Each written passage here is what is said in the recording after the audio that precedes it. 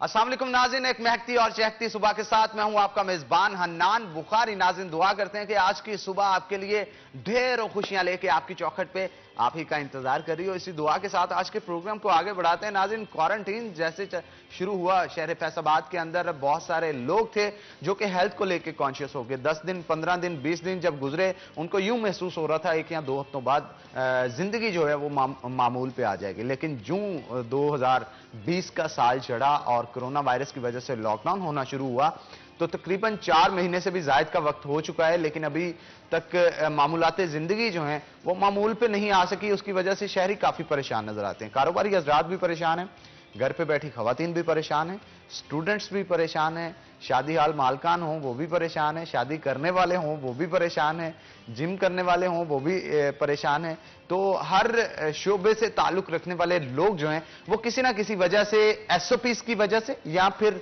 Lockdown की वजह से या पार्शली लॉकडाउन की वजह से, स्मार्ट लॉकडाउन की वजह से परेशान है। और मौजूदा सूरत हाल की अगर गुफ्तगू की जाए तो इसके ऊपर जैक मा, जो कि चाइना के एक बहुत बड़े बिजनेसमैन है, उनका यह कहना था कि अगर आप चाहते हैं कि बेहतरीन जो बिजनेस है वो 2020 में करें तो बेहतरीन बिजनेस ये है कि आप अपनी जिंदगी कमा लें, यानी जिंदगी बचा लें 2020 के अंदर। बाकी जिंदगी के तमाम साल कारोबार करने के लिए और दीगर काम करने के लिए मौजूद होंगे। इसलिए हम तो यही जनाब दुआ करते हैं कि आप अपनी सेहत को जबरदस्त रखें और 2020 का जो साल है ये अच्छे से एहतियात से गुजार लें। इसके बाद जिंदगी जो है वो मामूलात पे आना शुरू हो जाएगी, क्योंकि बहुत सारी कंट्रीज हैं, इवन इंडिया, यूके, ऑस्ट्रेलिया और चाइना समेत बहुत सारी कंट्रीज हैं जो कि अब ये दावे कर रही हैं कि कोरोना की वैक्सीन तैयार कर ली गई है। और ना सिर्फ तैयार कर ली गई है, प्रॉब्लम जो आ रहा है वो ये आ रहा है कि ट्रायल्स उसके लगाए जा रहे हैं। अब ट्रायल्स का प्रॉब्लम कहां पे आता है कि मुख्तलिफ जानदारों पे उनके ट्रायल्स लगाए जाते हैं। अगर कहीं पे भी कोई इब्हाम या कोई शक शुबात जो है वो मौजूद हो या ठीक तरीके से वैक्सीन काम ना करे, चाहे वो आखिरी मराहिल में क्यों ना हो, उसे रोक दिया जाता है। इसलिए हम ये नहीं कह सकते कि जब तक चेकिंग चल रही है इसके और चेकिंग के साथ साथ जो दूसरों के ऊपर इंप्लीमेंट करके इसे देखा जा रहा है, उससे अगर रिजल्ट्स उनको अपनी मर्जी के मुताबिक नहीं मिलते तो उसको मार्केट के अंदर भी नहीं लाया जाएगा। और अगर सपोज किसी भी कंट्री में, चाइना हो या दीगर कंट्रीज हो, उनमें से किसी ने भी कोरोना वैक्सीन तैयार कर ली है तो करने के बाद यह भी बड़ा चैलेंज होगा कि उसकी मैस प्रोडक्शन करनी होगी। यानी पूरी दुनिया को, अब ये पूरी दुनिया में पैंडेमिक फैल चुका है और इसके लिए जो वैक्सीन जाएगी वो भी पूरी दुनिया में जाएगी, तो उसे बनाने के लिए जो मैस प्रोडक्शन है उसको बड़ी तादाद में बनाना, ये भी एक बहुत बड़ा चैलेंज होगा। तो वक्त की मुनासबत के साथ साथ अब देखना यह कि ये सूरत हाल हमें किस तरफ लेके चलती है, और उम्मीद तो यही करते हैं कि जल्द अज जल्द इसकी वैक्सीन तैयार हो और इस बीमारी से छुटकारा मिले ताकि हमारी दुनिया जो है वो मामूल पे आ सके। लेकिन इसके लिए सबसे अहम चीज वो है आपकी फिटनेस, और फिटनेस पे आपको ध्यान देना चाहिए। जहां पे पार्क्स बंद किए गए थे, लोगों का यह कहना था कि पार्क्स को खोला जाए, वहां पे वॉक करें और इसके साथ साथ एक्सरसाइज अगर करते हैं तो उससे इम्यूनिटी बूस्ट होती है। घर पे बैठ बैठ के तो बहुत सारे प्रॉब्लम्स जो हैं वो जन्म लेना शुरू हो गए हैं, जिस तरह से जोड़ों का दर्द, यूरिक एसिड कॉम्युलेशन और इसके साथ साथ मोटापा, फैट आना बॉडी पे शुरू हो जाता है बैठ बैठ के। तो अगर आप चलते फिरते रहेंगे तो उससे ये आपका मेटाबॉलिज्म भी फास्ट होगा और आपकी इम्यूनिटी भी बूस्ट होगी। तो मौजूदा सूरत हाल के अंदर अपनी फिटनेस को जनाब जबरदस्त रखें और अच्छे अच्छे खाने खाएं, अच्छे अच्छे जूसेस पिएं ताकि आपकी इम्यूनिटी बूस्ट हो सके। आज सेहत पे खास तौर पे बात करने के लिए हमने दावत दे रखी है, फिटनेस एक्सपर्ट हैं जिरवा। वेलकम करते हैं जिरवा आपको शो के अंदर। और अगर जिरवा की बात की जाए तो जनाब आला बहुत वेट है इन्होंने जो कम किया है, और ये जीती जागती मिसाल है उन खवातीन के लिए जो हमारे शो के अंदर लाइव कॉल्स करके पूछती थी कि किस तरह से अपने आप को मेंटेन किया जाए, किस तरह से घर बैठे अगर आपने अपनी डाइट को मेंटेन करना है, कोई एक्सरसाइज करनी है, अपने वेट को लूज करना है, अपने फैट को कम करना है बॉडी से, तो उसके लिए आज हमारे साथ एक एक्सपर्ट मौजूद है, तो उनकी राय हम वक्तन फवक्तन लेते रहेंगे। जिरवा, क्या कहेंगे, कितना वेट था आपका और कितने पे आप आई, रिड्यूस कितना किया आपने वेट? मैंने ऑलमोस्ट जो है वो 30 kg अब तक लूज कर लिया है। 30 kg? I started my journey back in 2019, अगस्त 2019 में स्टार्ट किया मैंने। और मार्च तक जो है वो विजिबल डिफरेंस था। आपको पता है स्टार्टिंग में थोड़ा सा जो है वो वाटर वेट भी होता है, वो जरा रैपिड लूज हो जाता है। फिर उसके बाद जो है वो ये पेंडेमिक की वजह से जिम्स बंद हो गए, हर चीज़ बंद हो गई, हम लोग बिल्कुल हाउस बाउंड हो गए। तो फिर ऑब्वियसली वो आपकी जो है एक लैक ऑफ जो है आप में आ जाता है, कमी हो जाती है, आपकी जो है मोटिवेशन जो है वो स्लो हो जाती है।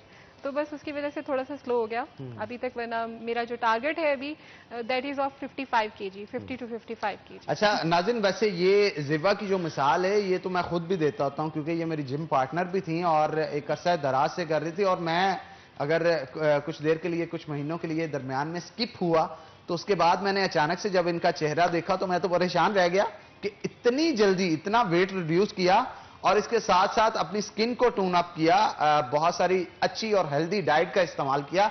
डाइट का बड़ा अमल दखल है ज़िवा बिल्कुल ऐसे ही है। तो आप इस हवाले से क्या कहेंगी? खवातीन जो होती हैं वो ज्यादातर जंक फूड या घरों पे अंदर कढ़ाइयां जो तैयार की जाती हैं इसको काफी ज्यादा खाती हैं और खाने की वजह से फैट जो है वो बॉडी पे बहुत आ जाता है उनका। तो इस हवाले से आप क्या कहेंगी, किस तरह से कंट्रोल किया आपने अपने आप को? वो जो टेस्ट बर्ड्स डेवलप हो जाते हैं फिर अपने आप को रोकना मुश्किल होता है और बाज खातून जो हैं वो रोना शुरू हो जाती हैं, उनसे डाइटिंग उस तरह से हो नहीं पाती जैसे वो करना चाहती है। बिल्कुल ऐसे ही इसमें सबसे ज्यादा जो चीज मैटर करती है आपकी माइंड मेकिंग होती है।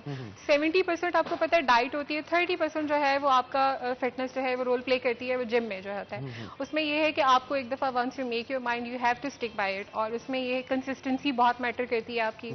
मैं खुद बहुत ज्यादा फूडी थी, जंक्स जो है वो उसके बगैर गुजारा नहीं होता था, हर रोज पिज्जा ये वो।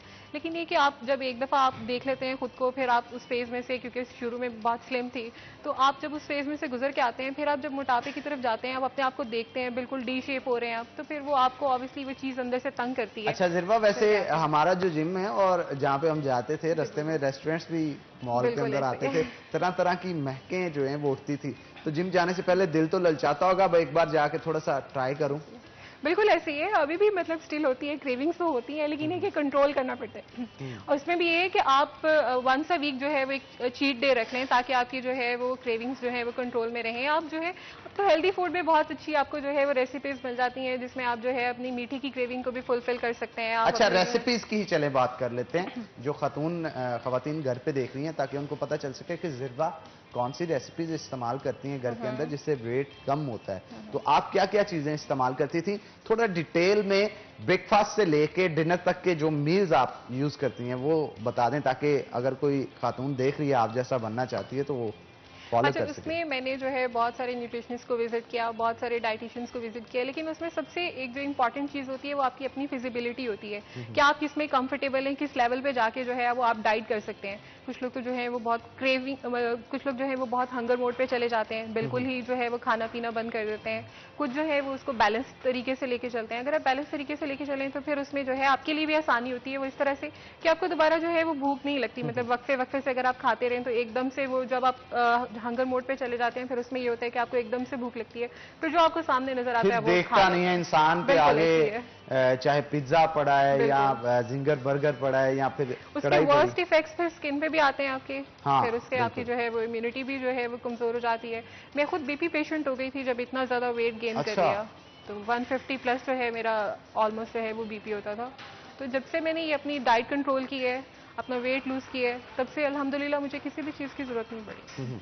अच्छा, सपोज आज जो दिन है जिस तरह से इसकी शुरुआत की आपने और शाम को जिम भी जाना होगा, तो मील्स क्या लेती हैं? मतलब ब्रेकफास्ट में आपने क्या लिया और स्नैक्स क्या लिया आगे, उसके बाद लंच क्या लिया? ऑप्शंस रखी हुई हैं इसमें मैंने, हमेशा जो है वो एक ही नहीं होता। जैसे आज सुबह जो है वो मैंने एक स्लाइस जो है वो ब्राउन ब्रेड के ले लिया है और 2 जो है वो एग वाइट्स ले लिए हैं। फिर उसके साथ 3 to 4 टेबलस्पून जो है वो योगर्ट ले ली, उसमें विदाउट एनी शुगर। ठीक है। अच्छा, ये प्रो जो एथलीट्स होते हैं उनकी डाइट है कि आपने कार्बोहाइड्रेट्स अगर लेने हैं तो वो ब्राउन ब्रेड से लेंगे।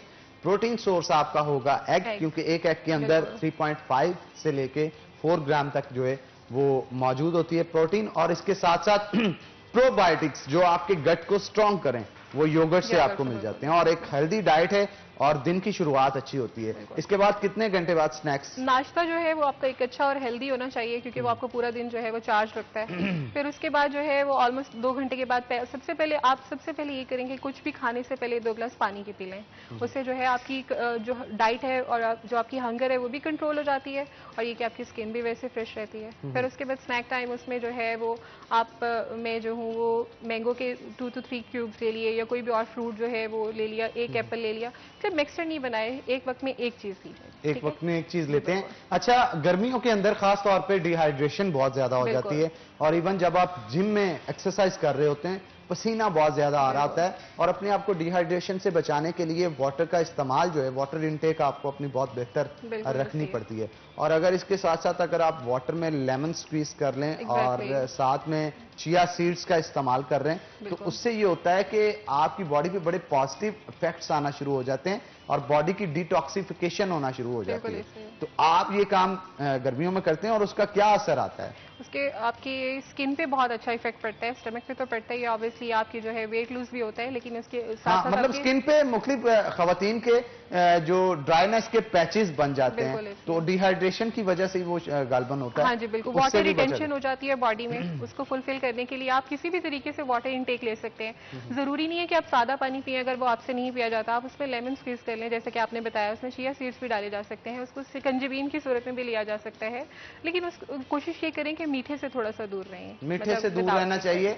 और अगर इस्तेमाल भी करना है शुगर फ्री आप टैबलेट्स भी यूज कर सकते हैं, लेकिन डिपेंड्स के आप चाय इस्तेमाल कर रहे हैं या फिर स्कंजबी बना रहे हैं। बिल्कुल, तो अगर स्कंजबी भी बनाई जाए उसमें शहद का इस्तेमाल किया जा सकता है। हनी जो होता है उससे आपको बड़े पॉजिटिव इफेक्ट्स बॉडी के ऊपर आते हैं, आपका इम्यूनिटी बूस्ट होता है, और इसके साथ साथ आपकी जो कह सकते हैं कि एथलेटिक परफॉर्मेंस जो है वो इम्प्रूव होती है। और ये भी कहा जाता है कि सुबह निहार मुंह अगर हनी जो है वो गर्म पानी में मिला के साथ में लेमन स्क्वीज कर लिया जाए, तो ये भी हेल्थ के लिए बड़ा इफेक्ट्स हैं। बिल्कुल, बहुत अच्छे इफेक्ट्स होते हैं उसके आप पे। अच्छा, लंच में आप क्या लेती हैं? लंच किस तरह से? लंच पे भी मैंने डिफरेंट जो है वो ऑप्शंस रखी हुई हैं। कभी जो है वो एक बाउल राइस ले लिए, उसके साथ जो है 2 to 3 जो है पीसेस चिकन के ले लिए। चेस्ट पीस जो है वो बेहतरीन होती है rather than leg pieces. Leg pieces में फैट ज़्यादा होते हैं। और उसके वो स्टीम की सूरत में ले ली, या बॉइल्ड वेजिटेबल्स ले लिए, उसके साथ जो है 1 बाउल जो है वो सैलेड का कर लिया। इस तरह से डिफरेंट ऑप्शंस रखे हुए हैं। और डिनर में आप क्या लेती हैं? क्योंकि रात का खाना बड़ा इंपॉर्टेंट होता है, और वैसे भी आप जब जिम से आते हैं तो एक रिक्वायरमेंट होती है बॉडी की जो कि आपको पूरी करनी होती है। डिनर में समटाइम्स जो है वो स्टीम चिकन ले लिया, कभी जो है वो बारबेक्यू ले लिया, ऑयल फ्री जो है उसमें बारबेक्यू ले लिया, कबाब ले लिए, इस तरह से डिफरेंट। अच्छा, घर के अंदर भी बनाते हैं कोई रेमेडीज वगैरह इस तरह की? मतलब सपोज नाश्ते के लिए ओट्स बना लिए, दोपहर के लिए लंच के लिए कुछ स्टेक तैयार कर लिया, घर के अंदर भी कोई रेमेडीज तैयार करते हैं? क्योंकि अगर लोग देख रहे हैं वो बाहर से नहीं मंगवा सकते, तो घर के अंदर क्या चीजें हैं जो कि वो रेडी करके अपनी डाइट को कंटिन्यू कर सकते हैं? अगर आपने डाइट करनी है तो फिर तो बेस्ट ऑप्शन ये है कि आप होममेड चीजें जो हैं वो यूज करें, क्योंकि आपको खुद पता होता है कि आप किस तरह से यूज करें। एक्स्ट्रा वर्जिन ऑलिव ऑयल में जो है वो आप तैयार करें। बिल्कुल, ओवरनाइट ओट्स भी जो है वो इट्स अ बेस्ट ऑप्शन, लेकिन कुछ लोगों को उसका टेस्ट नहीं भी पसंद आता। उसमें जो है वो आप उसकी टॉपिंग कर लें, उसमें नट्स ऐड कर लें, उसमें आप फ्रूट्स ऐड कर लें, जैसे पिछले दिनों स्ट्रॉबेरी थी वो उस पर जो है टॉपिंग कर लें, उसमें हनी 1 टेबलस्पून ऐड कर लें, तो उसका टेस्ट बेहतर हो जाता है। ओवरनाइट उनको डिप करके रख दें, वाटर में भी आप कर सकते हैं, दूध में भी कर सकते हैं, फतूश भी तैयार कर सकते हैं। सैलेड होता है जी जनाब, इसके अंदर आप ब्रोकली ऐड करें, इसके अंदर आप आइसबर्ग ऐड करें, इसके अंदर आप जो है वो कैरेट ऐड करें, ककम्बर ऐड करें, और ऑलिव्स ऐड करें। आप ऑलिव्स के साथ साथ बॉइल्ड चिकन ऐड करें, और 1 टेबलस्पून जो है वो आप इसके ऊपर ऑलिव ऑयल छिड़क सकते हैं। तो 5 कलर्स ऐड हो जाएं जब किसी डाइट के अंदर, तो मेरा ख्याल है वो बेहतरीन डाइट होती है, और उससे ना सिर्फ आपकी बॉडी को एनर्जी मिलती है बल्कि प्रोटीन सोर्स भी मिलता है, इलेक्ट्रोलाइट्स भी मिलते हैं, माइक्रो न्यूट्रिएंट्स भी मिलते हैं, मैक्रो न्यूट्रिएंट्स भी मिलते हैं, और इसके साथ साथ हेल्दी फैट जो कि आपको ऑलिव ऑयल से गेन होता है। तो आपकी बॉडी पे बड़ा ओवरऑल बेहतर इफेक्ट जो है वो पड़ता है। अच्छा, ये समझा जाता है आजकल की लड़कियां ये मिथ रखती हैं कि आज हम अगर किसी न्यूट्रिशनिस्ट के पास गए हैं या अपने हेल्थ एक्सपर्ट के पास गए हैं, वो कोई जादू की छड़ी घुमाए और हमें 5 दिन के अंदर अंदर पतला कर दे। नहीं, कंसिस्टेंसी इज द की। वो मैंने स्टार्टिंग में भी आपको बताया कि आपको कंसिस्टेंट होना पड़ता है। Once you make your mind, फिर आप उसके साथ जो है वो चलें। अगर आप मतलब ये आप एक्सपेक्ट करें कि ओवरनाइट जो है वो चेंज आ जाए, तो that is not possible. It took me months.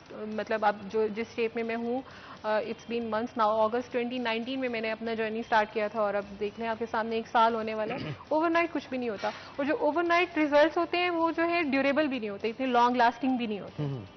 उससे ये होता है कि आपकी बॉडी पे कोई नेगेटिव इफेक्ट्स आना बिल्कुल, शुरू आप हो जाते स्टार्व हैं। मोड में चले जाते हो, आप कुछ खाते पीते नहीं हो, उससे आपका वेट तो लॉस होता है, लेकिन उसके साथ आपके बाल भी खराब हो जाते हैं, आपके बाल स्किन भी खराब, और जब प्रॉपर डाइट नहीं मिलती, बाल भी आपके प्रोटीन से नाज़िन बने होते हैं, तो जब आप प्रोटीन इनटेक अपनी अच्छी नहीं रखते तो ऑटोमेटिकली इसके ऊपर इफेक्ट आना शुरू हो जाता है। तो ज़िरवा एक ब्रेक लेंगे, ब्रेक के बाद इसी गुफ्तगू को आगे बढ़ाएंगे। तो नाज़िन, ब्रेक के बाद दोबारा हाजिर होते हैं। हमारे साथ कोमल भी होंगी जो कि न्यूट्रिशनिस्ट हैं, उनको भी हम नेक्स्ट सेगमेंट में इंट्रोड्यूस करवाएंगे आपके साथ। तो एक ब्रेक लेंगे, कहीं मत जाइएगा, हमारे साथ रहिएगा।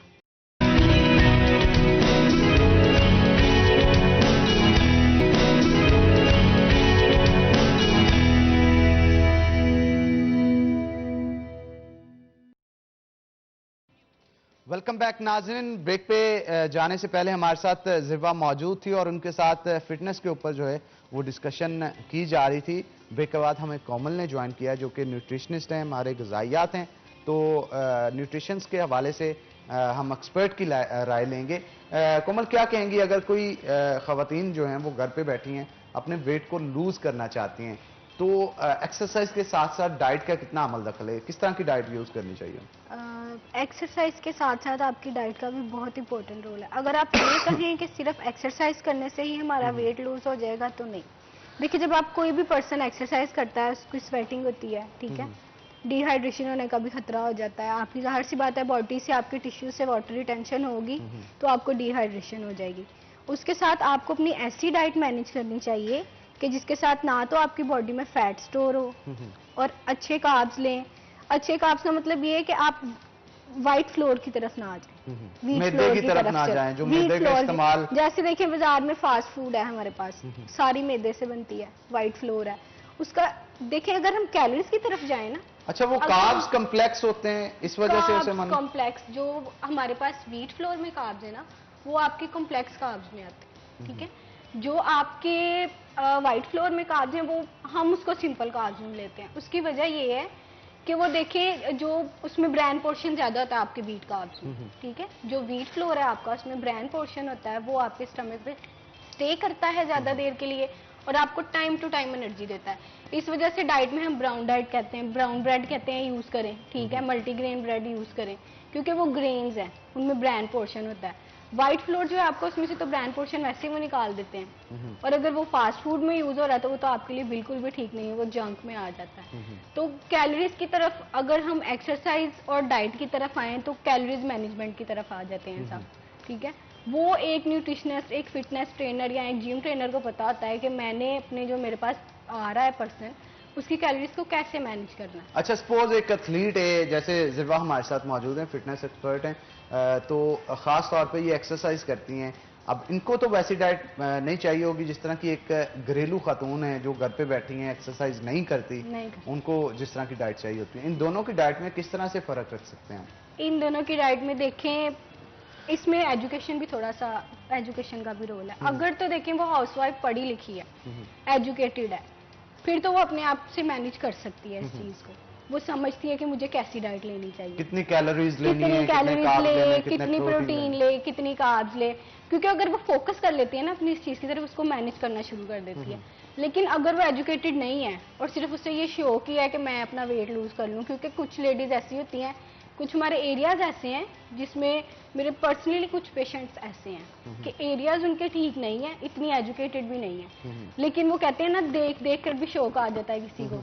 वो वाली, वो अब वो ये सोचते हैं कि हम आज न्यूट्रिशनिस्ट के पास गए हैं तो एक हफ्ते बाद हमारा 3-4 kg वेट जी गिर जाए, कम हो जाना है। हम वो मतलब समझते हैं कि एक हफ्ते के अंदर अंदर हम पतले हो जाएंगे। वो समझते जादू की छड़ी है, जादू की छड़ी, वो वाली सिचुएशन। लेकिन जैसे ज़िरवा कह रही थी कि कंसिस्टेंसी आपको इस मामले के अंदर चाहिए होती है। टाइम, हर सिचुएशन में टाइम लगता है। ये जो जब आप वेट लूज करें या फैट लूज करें, इवन के वेट गेन भी करना हो ना, उसमें भी टाइम लगता है। लेकिन फैट लूज करने के लिए देखिए ना, कोई शख्स 5 साल से पिज्जे बर्गर खा रहा है और 30 से 40 किलो वेट गेन करता है, तो वो चाहता है कि एक हफ्ते के अंदर ही काम हो जाए। तो इस तरह तो नहीं होता ना? ऐसे नहीं होता, मैनेज करना पड़ता है। हम देखिए सडन भी इसको डाइट पे नहीं ला सकते। अगर हम सडन चेंज करते हैं ना, तो वो पेशेंट बिल्कुल ही डल हो जाता है, वो कहता है मैं नहीं कर सकता। ऐसे नहीं होता, हम उसको टाइम टू टाइम, मतलब एक हफ्ते में थोड़ी सी उसकी डाइट कम करेंगे, फिर नेक्स्ट वीक में थोड़ी सी कम करेंगे, फिर उसको कोई 15 डेज के बाद जब रिजल्ट मिलेगा वो खुशी में डाइट करेगा फिर कि नहीं मुझ पे इफेक्ट हो रहा है, मैं इसको डाइट जरा प्रोफेशनली इस काम की तरफ फिर आ जाए। प्रोफेशनल आता है, टाइम लगता है, काउंसलिंग में बहुत ज्यादा टाइम लग जाता है इसमें। ज़िबा, आप क्या कहेंगी, आपकी काउंसलिंग किसने की? मतलब आपकी काउंसलिंग आपने खुद की या फिर किसी से अट्रैक्ट होकर आपने जो है वो थोड़ा डाइटिंग की तरफ और एक्सरसाइज की तरफ आना चाहा? अच्छा, अपने लिए जो है वो रोल मॉडल मैंने खुद को ही सेट किया हुआ था। मैंने आपको बताया कि I was of only 48 kg back in the university life में। तो उसमें ये था कि जब मैं अपनी वो पुरानी पिक्चर्स देखती थी, मैं ब्यूटी कॉन्शियस होती थी शुरू से ही, तो जब मैं वो अपनी पुरानी पिक्चर्स देखती थी, फिर मुझे खुद जो है वो कहते हैं ना ज़मीर मुलामत करता था कि मैंने क्या कर लिया है खुद के साथ। फिर स्किन खराब होती गई, डिफरेंट मुझे शोबिज़ में आने का बहुत शौक है। उस वक्त जो है बहुत सारी ऑफर्स थी मेरे पास, जब मैं बिल्कुल डल हो गई, फिर मैंने देखा तो वो एक चीज जो है ना वो मुझे अंदर ही अंदर से खा रही थी। इक्का दुक्का ऑफर्स तो अभी भी आई है मेरा ख्याल। हाँ जी बिल्कुल, अभी भी है, लेकिन अभी मैं सोच रही हूँ उस बारे में, देखें प्लान करें। ठीक है, आपने मतलब गोल सेट किया कि मैं जैसे यंग थी, जैसे कॉलेज लाइफ में थी, उसी तरह की बनूं। अब अपनी एज से बिल्कुल बड़े लगने लग जाते हो ना। मैं 10 साल बड़ी लगना शुरू हो गई थी। और मैंने एक मतलब आई गेस लास्ट टाइम भी जब मैं आपके प्रोग्राम में आई हूँ, मैंने आपको वो बात बताई कि मैं अलफता पे गई, तो वहाँ पे एक मेल मेरी ही एज के थे, तो मुझे कहते हैं आंटी प्लीज ये देख के बताइए कि इन पैम्पर्स का साइज क्या है, मुझे अपने बच्चे के लिए लेना है। तो that was a very shocking moment for me. और मैं उस वक्त थोड़ा सा हुई कि नहीं यार, इट्स अ टाइम कि मतलब मुझे अपने आप को बिल्कुल, मतलब आप अपने साथ ज्यादती कर रहे हैं बिल्कुल, और अपनी एज से भी बड़ा नजर आ रहे हैं, इसलिए अपने आप को मेंटेन करना जरूरी होता है। अच्छा, समटाइम ऐसे कोई कमेंट्स या ऐसा कोई कम्प्लीमेंट होता है जो कि आपको इतना डिप्रेस कर जाता है और इतना या तो मोटिवेट कर जाता है कि आप उस चीज को लेके 1-1.5 साल जो है वो एक्सरसाइज करते हैं और अपने गोल्स अचीव करते हैं? हनान, आपको पता है कि हमारी कंट्री में बॉडी शेमिंग बहुत ज्यादा है। उसमें ये है कि लोग आते जाते कमेंट्स करेंगे, कुछ लोग मुझे भी कहती थी शक्ल की प्यारी है लेकिन बेचारी का हाल देखो क्या हुआ है। ऑब्वियसली आपको खुद भी फिर थोड़ा सा सोचना चाहिए कि मतलब खा के अगर जंक फूड लेके आप बैठे रहो, जैसे कि इन्होंने बात की कि एक जो घरेलू खातून है उनका डिफरेंट होगा और एक जो मतलब वर्किंग वुमेन है और जो फिटनेस के लिहाज से भी इन है, तो उसकी कैलोरीज इनटेक डिफरेंट होगी। ऑब्वियसली उसको कैलोरीज इनटेक ज्यादा हो चाहिए होगी क्योंकि उसकी एक्सर्शन ज्यादा है। जो एक घर पे बैठने वाली है उसकी एक्सर्शन इतनी ज़्यादा नहीं होती, तो इस वजह से वो चीज़ें भी जो है वो मैटर करती हैं। फिर जब मैं प्रोफेशनल लाइफ में आई तो तब थोड़ा सा और मेरे माइंड को जो है वो इस चीज़ ने हिट किया कि नहीं, अब it's a time to change myself, कि मैं थोड़ा सा अब अपने आप को जो है वो अच्छा, रोजाना एक्सरसाइज कितनी करती हैं, कार्डियो कितनी करती हैं आप, और वेट लिफ्टिंग कितनी करती हैं, ताकि अगर कोई खातून जिम जाना चाहे तो जरा आपको फॉलो करे वो, ताकि डेज में डिवाइड किया होता है हमने। लाइक वीक में जो है वो 5 days अ वीक जो है वो मेरी एक्सरसाइज है, उसमें 1 hour जो है वो डेली बेसिस पे होता है, मंडे टू फ्राइडे। उसमें ये होता है कि डेज पे डिवाइड किया होता है। एक दिन जो है वो वेट ट्रेनिंग होती है, एक दिन जो है वेट लिफ्टिंग होती है, एक दिन जो है वो कार्डियो होता है, इस तरह से डिफरेंट। ठीक है, और ज्यादा कार्डियो की जाती है ताकि आप फैट को लूज कर सकें, स्टैमिना इंक्रीज कर सकें। इवन इट्स अ मिथ कि सिर्फ जो है कार्डियो और मोर वेट लॉस, इस तरह से कुछ नहीं होता। वेट ट्रेनिंग आप कार्डियो करते जाएं, वेट लूज करते जाएं, आपके जो है मसल्स लूज हो जाएंगे, उसको भी आपके लिए ऑब्वियसली एक फिर मसल्स को टॉन करने के लिए आपको वेट लिफ्टिंग एक्सरसाइज भी करनी चाहिए ताकि स्ट्रेच जो है वो बैलेंस रख के चलना पड़ता है ना एक दिन में जो है वो इस तरह। अच्छा, बहुत सारे लोग होते हैं उनको आर्म्स की एक्सरसाइज अच्छी लगती है, बहुत सारे को लेग्स की अच्छी लगती है, कुछ पेट पे तवज्जो दे रहे होते हैं, बैलेंस एक्सरसाइज नहीं करते, जिसकी वजह से बॉडी जरा बेढंगी सी हो जाती है। तो आप क्या कहेंगे इस हवाले से, खवातीन जो देख रही हैं उनको एक्सरसाइज को बैलेंस में किस तरह से रखना चाहिए? अच्छा, मैं अगर पर्सनली वैसे फ्रेंकली बताऊं तो मुझे तो कोई भी नहीं पसंद लेकिन ये कि सभी करनी पड़ती है। हाँ बिल्कुल करनी पड़ती है। मेरे ट्रेनर रखे हुए, मैंने एक वो जो है मुझे ज्यादा मोटिवेट करते हैं, पुशअप करते हैं कि भाई, क्योंकि वो कहते हैं ना कि डंडा भी चाहिए होता है आपको, मुझे उसी तरह से चाहिए होता है। तो ये कि स्ट्रेचिंग आपने करनी होती है, स्ट्रेचिंग आप खुद नहीं, रिलैक्स कर देती है आपको स्ट्रेचिंग जो है वो, और स्ट्रेचिंग आप खुद भी नहीं कर सकते ज्यादा, आपका ट्रेनर आपके साथ हो तो वो जरा आपको स्ट्रेच भी कर देता है। तो इसलिए घरों के अंदर खवातीन जो मौजूद हैं उनसे तो हम यही कहना चाहेंगे कि आप एक्सरसाइज भी करें और इसके साथ साथ डाइट का भी ख्याल रखें। वॉक जो है जिरवा, उसमें तो कोई एक्सरसाइज कोई चीज भी नहीं चाहिए होती। अगर आप रोजाना की बुनियाद पे आधा घंटा वॉक कर रहे हैं तो उससे भी बड़ा फर्क पड़ सकता है। अर्ली मॉर्निंग वॉक जो है उसके बहुत अच्छे इम्पैक्ट्स होते हैं आपकी हेल्थ पे। आप जो है सुबह सुबह बाहर निकलते हैं, फ्रेश जो है वो एयर इनहेल करते हैं, उसके बहुत अच्छे इफेक्ट्स होते हैं आपके लाइफ पे, आपकी जो है लिविंग स्टाइल पे, आपकी बॉडी पे बहुत अच्छे इम्पैक्ट डालता है। अच्छा, वैसे जिबा जब आप जरा हेल्दी थी तब कॉम्प्लीमेंट्स और आते थे, अब कॉम्प्लीमेंट्स जो हैं वो और तरह के आते हैं, तो थोड़ा सा बंदा मोटिवेट भी हो जाता है कि यार अब कॉम्प्लीमेंट्स आ रहे हैं मुझे और ज्यादा अपने आप को वेट लॉस करूं और ज्यादा बंदा फिट दिखे, ताकि इस फील्ड के अंदर अगर आगे जाता है तो उससे कॉम्प्लीमेंट्स भी बहुत अच्छे मिलते हैं और अपॉर्चुनिटीज भी आपको अच्छी। बिल्कुल ऐसे ही है। और अभी जैसे पिछले दिनों, अभी 2-3 दिन पहले मुझे एक मदर मिली, मेरे जहाँ पे मैं जॉब करती हूँ, मेरे स्कूल में उनके जो है वो बच्चे पढ़ते हैं, तो वो मुझे कह रही थी कि मतलब काफी अरसे के बाद वो मुझे मिली, कहती मैं तो यकीन ही नहीं किया एक जरवा में से दूसरी जरवा निकली है। तो ऑब्वियसली ऐसे ही होता है, वो फिर आपको अच्छा लगता है। तब आपकी मेहनत का फल जो है वो मिलता है और आप बड़ा अच्छा फील करते हैं और फिर समझ लगती है कि नहीं यार हम ठीक अच्छी डायरेक्शन पे जा रहे हैं। बिल्कुल ऐसे ही है। ठीक है। हमारे साथ कोमल भी मौजूद हैं। कोमल, क्या कहेंगी कि जो खवातीन घर के अंदर मौजूद हैं ऑयल का बड़ा इस्तेमाल करती हैं, घी का बड़ा इस्तेमाल करती हैं, हंडिया के अंदर कह लें कि दबा के डाल दिया जाता है उनको, और फिर बाद में हार्ट पेन लेके बैठे होते हैं, बाद में कोलेस्ट्रॉल की प्रॉब्लम लेके बैठे होते हैं, ब्लड प्रेशर की प्रॉब्लम लेके बैठे होते हैं, इनको मैनेज किससे किया जाए? अगर देखा जाए हाउसवाइफ और घरेलू खातूनों को, तो वो वाकई आपकी वाली बात ही है कि अच्छा खासा डाल देती हैं उसमें। मतलब उनसे मैंने ये फील किया है, मतलब मेरी मदर भी समटाइम जब कोई खाना बना रही होती है ना, तो ऑयल जितना डालती है उनको लगता है ये कम है, चाहे वो जितना भी हो, तो वो थोड़ा बहुत और डाल देते हैं, ठीक है ना। ये सिस्टम मुझे काफी घरों के अंदर देखने को मिला, तो इस सिस्टम से निकलने की जरूरत है, थोड़ा सा आप डाइट को कंट्रोल करने की जरूरत है। देखिए बात ये है कि ऑयल और घी में बहुत फर्क है। ऑयल और घी में बहुत फर्क है, देख के लेना चाहिए। देखिए आप अगर रूम टेम्परेचर पे अगर घी भी रखेंगे ना, वो नहीं पिघलता। ये कश्मीर नाशपती ऐसी चीजें यूज करते हैं ना सब, अच्छी बात है, करनी चाहिए, लेकिन सीजन के हिसाब से। ज्यादा बेहतर ये है कि आप ऑयल यूज करें, आप extra virgin olive oil use कर लें, उसको सैलेड में यूज करें। सुबह जो आपकी जो हम वो देते हैं, इसको लंच में सैलेड देते हैं ना पेशेंट को, उसमें हम कहते हैं आप ऑलिव ऑयल यूज कर लें। उससे ये होता है कि हेल्दी फैट्स आपकी बॉडी के अंदर जाते हैं। और मजीद किस तरह का खाना इस्तेमाल करना चाहिए, ब्रेक के बाद आपसे पूछूंगा। तो नाज़रीन एक ब्रेक लेंगे, ब्रेक के बाद चटपटी गुफ्तगू जारी और सारी रहेगी, कहीं मत जाइएगा, हमारे साथ रहिएगा।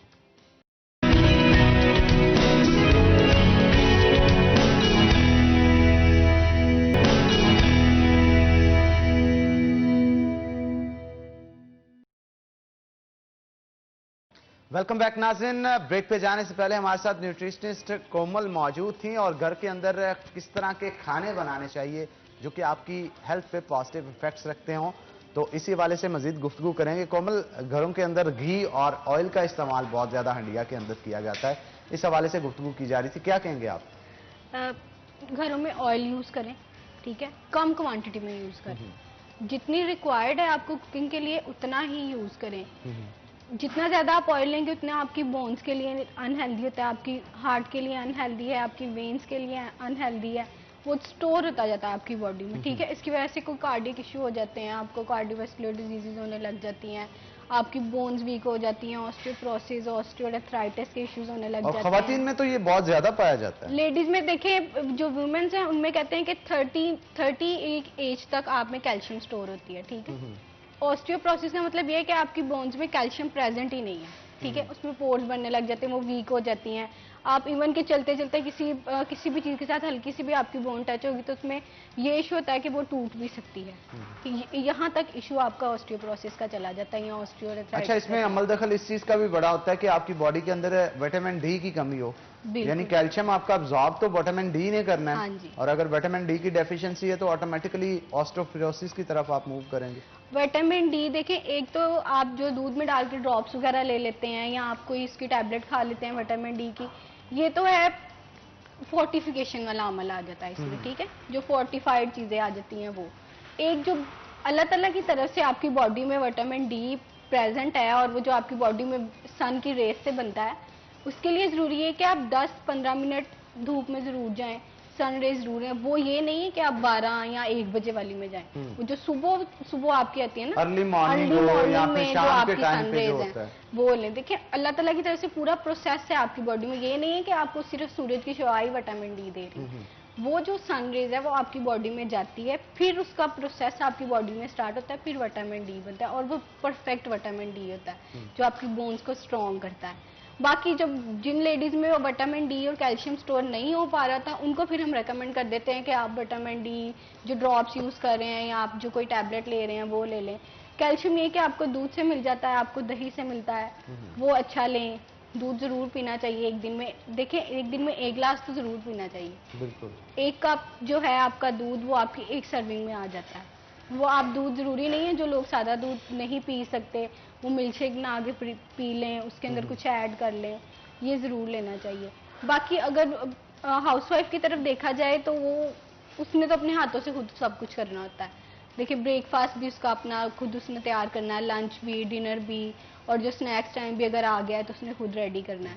अच्छा, बच्चों के हवाले से थोड़ी गुफ्तगू करते हैं। बच्चों को चॉकलेट्स बहुत पसंद होती हैं और कुछ बच्चे तो इतनी ज्यादा खाते हैं कि दांत भी उनके खराब हो जाते हैं और काफी मोटे हो जाते हैं, थोड़े तो नहीं काफी मोटे हो जाते हैं। तो उनको किस तरह से कंट्रोल करना चाहिए? मदर्स को क्या चाहिए कि बच्चों को क्या खिलाएं?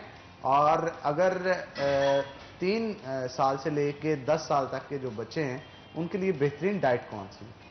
देखिए सबसे ज्यादा जो मुश्किल काम है ना एक डाइटिशियन के लिए, एक मदर के लिए, एक हाउसवाइफ के लिए, वो यही है कि वो अपने बच्चे की डाइट कंट्रोल करे। क्योंकि देखिए बच्चा है वो जो मांगेगा उस पर जिद करेगा। टेस्ट बर्ड उसके डेवलप पहले ही हो चुके होते हैं, यहाँ वो एक ही चीज जो खा रहा था ना उसी चीज की तरफ फोकस कर रहा है। और आजकल ये भी बड़ा रुझान देखने को मिलता है कि बच्चे जो हैं वो मार्ट के अंदर जा रहे हैं, वहां से चिप्स भी खरीदी जा रही है, वहां से जो और भी बिस्किट्स भी लिए जा रहे हैं और बहुत सारी ऑयली चीजें और भी खरीदी जा रही है। देखिए बच्चा ओबेसिटी की तरफ तो बाद में आता है लेकिन उसके दांत पहले खराब हो जाते हैं। ठीक है, मीठा बहुत ज्यादा खाने से, शुगर तो देखिए ओबेसिटी के पेशेंट को भी कहते हैं अवॉइड करें, हर किसी को कहते हैं अवॉइड करें। तो चॉकलेट में तो वैसे ही बहुत ज्यादा होती है, वो ओरिजिनल वाली चॉकलेट तो उसकी सिचुएशन ही हो रहा है। डार्क चॉकलेट बच्चे खाते नहीं है और जो ब्राउन वाली चॉकलेट है वो जिससे फायदा हो वो चीज नहीं लेते, और जो प्रोसेस्ड हो के आती है वो लेते उसके अंदर। आजकल जो बच्चे हैं वो ज्यादा जंक फूड की तरफ है। हाँ, जंक फूड तो घर में जो रोटी पके वो उन्होंने मतलब घर में अगर कोई ट्रीट देनी हो, कुछ खाना पीना हो तो उनसे जब पूछा जाता है वो बड़ों से ज्यादा जिद करते हैं कि पिज्जा बर्गर या शवारमा मंगवा लिया, शवारमा मंगवा तो घर में रोटी अगर उनकी मदर या जो हाउसवाइफ है वो पराठा भी बना दे, वो चिकन वगैरह डाल के, तो उन्होंने कहना है नहीं ये नहीं। अच्छा, एक बड़ा मिसकॉन्सेप्ट पाया जाता है हमारे कि चीज यानी जो पनीर होती है इसका इस्तेमाल आपको मोटा करता है। मतलब अगर आप डाइटिशनिस्ट हैं और न्यूट्रिशनिस्ट हैं, आप बता सकती हैं बेहतर कि चीज प्रोटीन सोर्स भी है, ये आपके गट के बैक्टीरिया को भी स्ट्रांग करती है। आया जब पिज्जा खाया जाता है मोटापा उसके अंदर लगे हुए जो ब्रेड होती है, जो फर्मेंटेड ब्रेड होती है, उसकी वजह से होती है, ये चीज की वजह से होती है? देखिए उसमें मोटापा डिफरेंट चीजों से होता है पिज्जे में।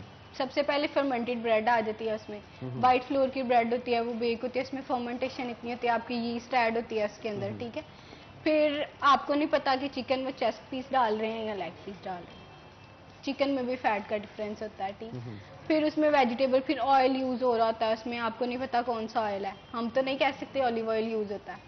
ठीक है, बहुत सारी डिफरेंट जो उसकी सॉस बन जाती है, उसमें केचप और ये वाली चीजें और सिट्रस चीजें ऐड हो जाती हैं।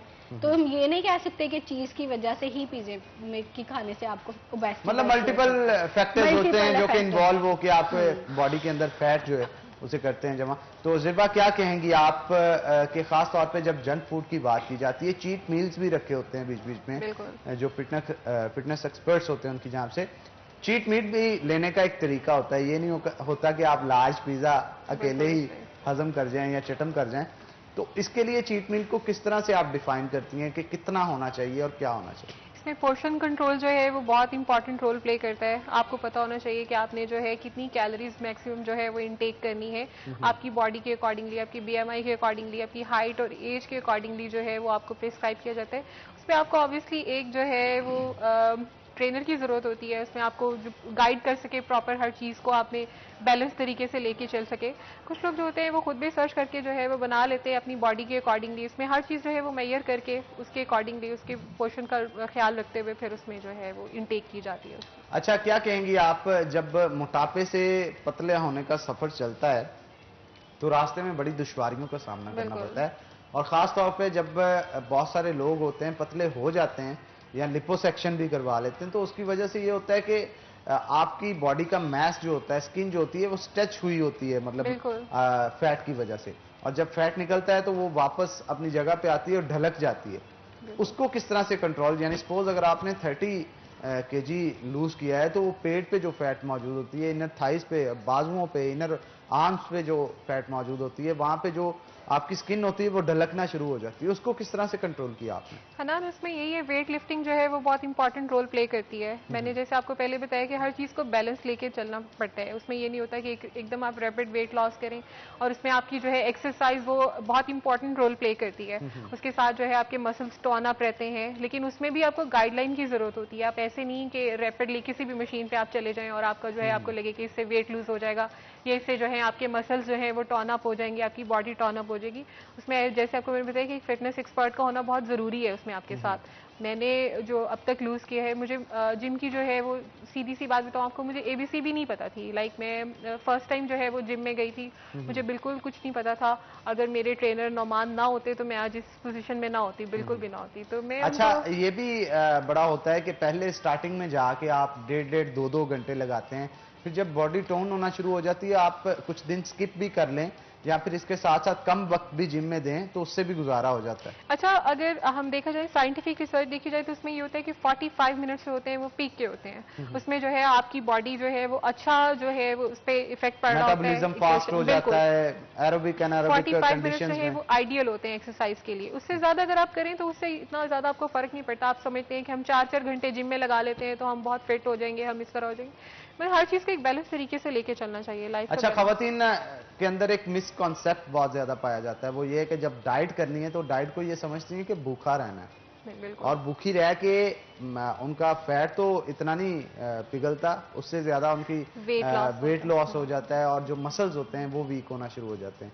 ये मिसकॉन्सेप्ट दूर करने की जरूरत है। बिल्कुल, इसमें मैंने आपको पहले भी बताया कि अगर आप स्टार्व मोड में चले जाएंगे आपको क्रेविंग भी ज्यादा होगी, आपको मीठे की क्रेविंग भी होगी, आपको खाने की क्रेविंग भी होगी।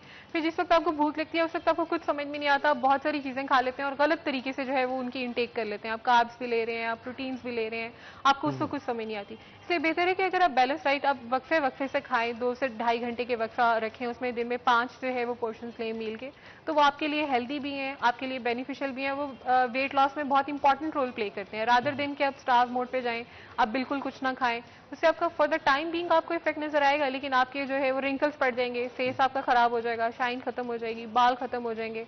फिर लेकिन ये है कि आप जल्द अज जल्द पतले होने की शक्ल में आप कमजोरी की तरफ जा रहे होते हैं, और अपनी बॉडी की नीड जो आपको चाहिए होती है, यानी अगर आप हसीन भी दिखते हैं तो अगर आप वाटर रिटेंशन बॉडी के अंदर ना होगी, पानी का ज्यादा इस्तेमाल ना करेंगे, स्किन पे प्रॉब्लम्स होंगे, अगर आप कार्ब्स ज्यादा इस्तेमाल नहीं करेंगे तो आपकी बॉडी के अंदर बहुत सारी कॉम्प्लेक्सिटीज जो हैं वो डाइट ना मिलने की वजह से पैदा हो सकती हैं। डिजीनेस में चले जाएंगे आप, सारा दिन अच्छा, फिर ये भी एक होता है ना, मूड चिड़चिड़ापन की तरफ आ जाता है। चिड़चिड़ापन भी 2 तरह के होते हैं कि अगर आप को जब क्रेविंग्स हो रही हो तब भी चिड़चिड़ापन होता है, और इसके साथ साथ जब आप कमजोर होते हैं तब भी चिड़चिड़ापन होता है। तो इसे दूर करने के लिए बेहतर यही है नाज़रीन कि आप बैलेंस डाइट रखें ताकि आप अपनी बॉडी के ऊपर पॉजिटिव इफेक्ट्स जो हैं उनको देख सकें। तो ज़िबा, बहुत शुक्रिया आपके आने का, और आपने बड़ी मुफीद मशवरों से आगाह किया हमें, और इसके साथ साथ कोमल आपका भी बहुत शुक्रिया, आप आज के शो के अंदर आई और डाइट कौन सी और कैसी इस्तेमाल की जाए इस हवाले से बताया। तो नाज़रीन, एक ब्रेक लेंगे, ब्रेक के बाद हमारा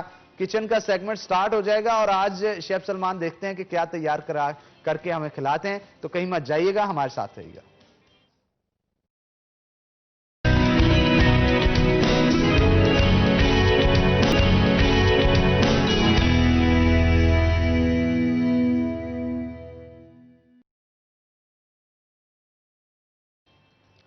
वेलकम बैक नाज़रीन, ब्रेक के बाद खुशामदीद। और अगर आप चाहते हैं कि आपकी शख्सियत को 4 चांद लगें तो उसके लिए आपका हेयर स्टाइल होना ज़बरदस्त होना ज़रूरी है, और मेरा हेयर स्टाइल जो है वो ख़ास तौर पे प्राइम हेयर क्लब की जान से बनाया गया, जो कि जिनाह कॉलोनी में आइडियल बेकरी के बिल्कुल सामने मौजूद है। और अगर आप चाहते हैं बेहतरीन हेयर स्टाइल बनाएं तो वहां पे जाएं और अपनी शख्सियत को चार चांद लगाएं। तो हमारा फेवरेट सेगमेंट किचन स्टार्ट हो चुका है। चलते हैं किचन की जहां पर और देखते हैं कि शेफ सलमान आज क्या तैयार कर रहे हैं और हमें क्या बना के खिला रहे हैं। तो शेफ सलमान की तरफ बढ़ते हैं। अस्सलाम वालेकुम शेफ, कैसे हैं आप? वालेकुम सलाम। शेफ क्या तैयार कर रहे हैं आज? हम क्या नई रेसिपी होगी जो कि आज आप हमें सिखाने जा रहे हैं? आज हम बनाएंगे मलाई बोटी, पर मलाई बोटी हम ग्रिल नहीं करेंगे, हम उसको ओवन नहीं करेंगे, हम इसको पैन में बनाएंगे। यानी पैन में मलाई बोटी बनाई जाएगी? जी बिल्कुल, पैन में बाजार बनाएंगे। के अंदर तो खाने को अगर मिलती है तो या तो वो बारबेक्यू की होती है या दूसरे तरीके से बनाई जाती है, लेकिन आज खास तौर पे पैन के अंदर मलाई बोटी तैयार की जाएगी। तो देखते हैं शेफ सलमान इसे कैसे बनाते हैं। मैं चाहता हूं आप झट से रेसिपी इसकी बता दें।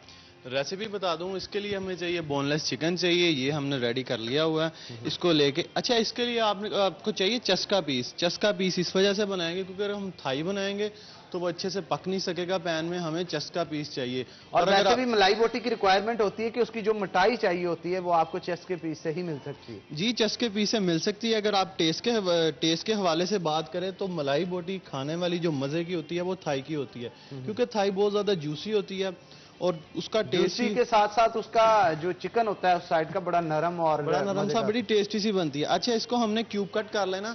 अच्छा, पैन में बनाने के लिए एक चीज आपने देखनी है, कटिंग सब एक सीक्वेंस की होनी चाहिए, कटिंग डिफरेंट नहीं होनी चाहिए। कटिंग अगर डिफरेंट हुई तो आपके वो इतना जो पीसीज होंगे वो सही से पक नहीं सकेंगे। एक सीक्वेंस से हो गए, पैन में सीधा पड़ा होगा तो आप उसको, अगर आपके पास ग्रिल पैन है तो आप ग्रिल में बना सकते हैं। ये इस वजह से हम रेसिपी को लेके आए क्योंकि अक्सर मलाई बोटी अगर आपका घर में खाने को दिल करे, आपके पास बारबेक्यू वाली ग्रिल नहीं है तो आप घर में इजीली बना सकते हैं। लेकिन मेरा तो अभी कर रहा है और मैं चाह रहा हूँ आप जल्दी जल्दी बनाएं इसे ताकि हम खा सकें इसे। अच्छा। और रेसिपी बताई जा रही है जी, रेसिपी को कंटिन्यू। क्यूब कटिंग इसको कर लेनी है। क्यूब कटिंग के बाद हमने इसकी करनी है मैरिनेशन। मैरिनेशन में मैं बता दूं, मैरिनेशन में आपने अपना कोई चॉपर ले लें, कोई ग्राइंडर ले लें। ग्राइंडर में आपने ग्रीन चिली ऐड करनी है, गार्लिक जिंजर पेस्ट ऐड करना है, लेमन और विनीगर ऐड करना है। विनीगर ऐड करने के बाद आपने इसको ग्राइंड कर देना है। ग्राइंड करने के बाद आपने इसकी मैरिनेशन करनी है।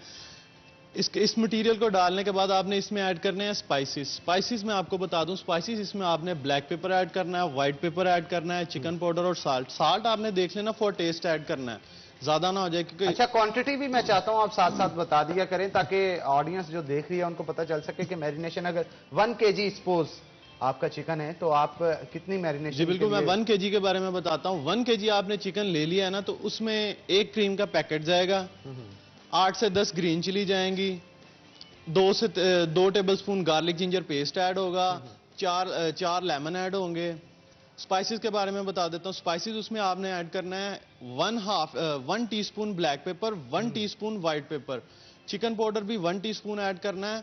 साल्ट आपने एंड पे ऐड करना है क्योंकि साल्ट आपने जब चिकन पाउडर ऐड कर लेना तो वो भी साल्ट ही होता है, उसमें साल्ट होता है। आपने ये चीज को बड़ा गौर से देख लेना है। साल्ट सबसे पहले नहीं ऐड करना, साल्ट आपने एंड करना है। साल्ट फॉर टेस्ट ही होता है, वो आपकी रिक्वायर पे डिपेंड होता है, आपने ज्यादा खाना है कम खाना है वो आप पे डिपेंड होता है। बाकी स्पाइसेस मैंने आपको बता दिए। इसकी मैरिनेशन कर लेनी है। मैरिनेशन करने के बाद आपने इसको आधे से पौने घंटे के लिए फ्रिज में रख देना रैप करके जब आप इसको दोबारा वापस लाएंगे फिर आपने इसमें ऐड करनी है क्रीम ऐड करने के बाद आपने इसको अच्छे से मिक्स करके फिर आपने कोई 10 से 15 मिनट के लिए आपने इसको फ्रिज में रखना है।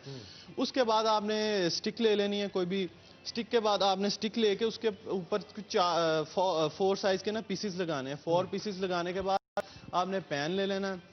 पैन लेने में आपने 1 से 2 टेबलस्पून उसमें ऑयल ऐड करना है। ऑयल ऐड करने के बाद आपने उसका, अच्छा ये देख लीजिएगा, फ्लेम आपने बिल्कुल स्लो रखना है। अगर ज्यादा फ्लेम करेंगे तो आपकी मलाई बोटी जल जाएगी क्योंकि जलने नहीं देना, पैन के नीचे नहीं लगने देना क्योंकि डेयरी प्रोडक्ट्स है। डेयरी प्रोडक्ट क्रीम कोई भी चीज होती है चाहे वो नॉन स्टिक पैन भी है ना उसके नीचे लग जाती है। इस वजह से आपने फ्लेम को बिल्कुल स्लो रखना है। स्लो रखने के बाद आपने उसको, अपनी जो आपकी स्टिक रेडी हो जाएगी, मलाई बोटी होगी, आपने पैन में रख के इसको किसी चीज के ऊपर से स्टीम दे देनी है। स्टीम देने के बाद आपने इसको अच्छे से ग्रिल कर लेना। आप ग्रिल पैन में भी कर सकते हैं, नॉन स्टिक सिंपल पैन है उसमें भी आप इसको बड़े इजी से बना सकते हैं। इसे पकाएंगे किसमें हम? इसको हम बनाएंगे हबीब कुकिंग ऑयल में। हबीब कुकिंग ऑयल में इसे तैयार किया जाएगा। नाज़रीन, अगर हबीब कुकिंग ऑयल की खास तौर पे बात की जाए तो मेरा पसंदीदा कुकिंग ऑयल है क्योंकि इसके अंदर जो खाने तैयार किए जाते हैं उसकी लज्जत और अरोमा जो उससे उठता है वो बड़ा बेहतरीन होता है। विटामिन का ब्लेंड भी इसके अंदर मौजूद है। Vitamin A, vitamin D, vitamin E मौजूद है। विटामिन ए आपके विजन को, विटामिन डी आपकी कैल्शियम अब्जॉर्प्शन को और विटामिन ई आपके ओवरऑल हेल्थ को जो है वो बेहतरीन बनाता है। और इसके साथ साथ जो खास तौर पे आपके हेयर्स के लिए विटामिन ई जो है बड़ा इंपॉर्टेंट होता है। और इसके अंदर फ्लॉ कैटलिस्ट भी मौजूद है, ब्लड प्रेशर के मरीजों के लिए बहुत अच्छी चीज़ है। ओमेगा 3 फैटी एसिड और ओमेगा 6 फैटी एसिड भी मौजूद है, जो कि आपकी हार्ट की हेल्थ के लिए इंतहाई ज़रूरी है, क्योंकि ये दिल का मामला है। और इसके साथ साथ हबीब बनास्पति भी मौजूद है। ऐसे लोग जिनको घी के अंदर बनानी चीज़ें पसंद है, तो उनके लिए हबीब बनास्पति नाज़िन मौजूद है। हबीब बनास्पति की अगर बात की जाए तो इसके अंदर 20% से कम ट्रांसफैट, यानी 1% से भी कम ट्रांसफैट मौजूद होता है। और मार्केट के अंदर मिलने वाला बनास्पति घी जो है उसके अंदर 20% ट्रांसफैट मौजूद होता है, विच मीन कि ये आपकी हार्ट की हेल्थ के लिए इंपॉर्टेंट है। और अगर आप बाजार में जाते हैं और बनास्पति घी खरीदना चाहें तो सबसे पहले किसी चीज का इंतखाब करें तो हबीब बनास्पति का, क्योंकि ये ले बेधड़क जीने वालों के लिए। हबीब बनास्पति के अंदर बहुत सारे विटामिन का ब्लेंड भी मौजूद है और डबल रिफाइन तरीके से बनाया गया है। जनाब, डबल रिफाइन तरीके से बनाने का मतलब आप समझते होंगे कि बार बार इसे रिफाइन किया गया है ताकि आपकी सेहत पे कोई भी कंप्रोमाइज ना किया जा सके। तो मैं चाहता हूं शेफ सलमान की तरफ रेसिपी को कंटिन्यू करें और बताएं कि क्यूब कटिंग किस तरह से की जाएगी और आगे परसू कैसे किया जाएगा। और इसे आप तैयार करें। उतनी देर जब तक तैयार करते हैं मैं चलता हूं अपनी जगह पे। हमारे साथ कुछ गेस्ट भी मौजूद हैं, उनसे भी गुफ्तगू करेंगे। तो आप इसे रेडी करें जल्दी जल्दी, मेरे मुंह में पानी आ रहा है। और हम बनाएंगे आज मलाई बोटी जनाब। तो मलाई बोटी जो है खास तौर पे पैन के अंदर तैयार की जाएगी आज वाली। और मेरे तो मुंह में बड़ा पानी आ रहा है और जिस तरह से आप छुरियां चला रहे हैं ना, ये मेरे दिल पे चल रही हैं। तो जल्दी जल्दी बना लें, आप जरा क्यूब कटिंग करें इसकी।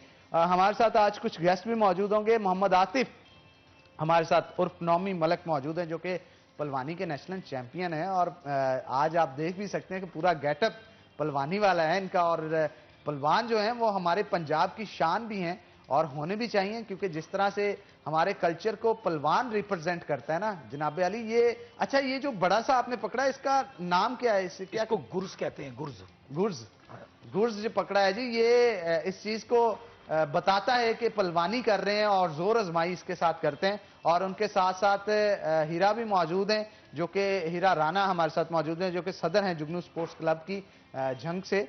तो वेलकम करते हैं आप दोनों को शो के अंदर।